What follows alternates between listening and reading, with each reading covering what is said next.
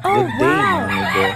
Kahapon, tinalakay natin ang pagbibigay ng multivitamins sa mga pullets na gagamitin natin sa parating na breeding season.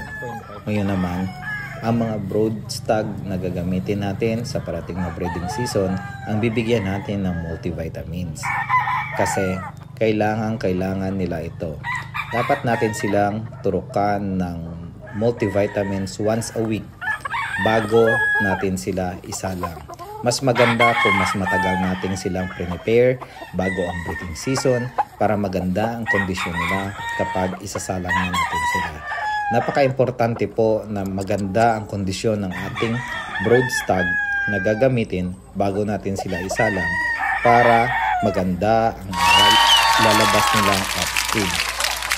So, I hope na nakatulong sa inyo mga amigo, and once again, God bless and thank you for supporting my FB account. God bless.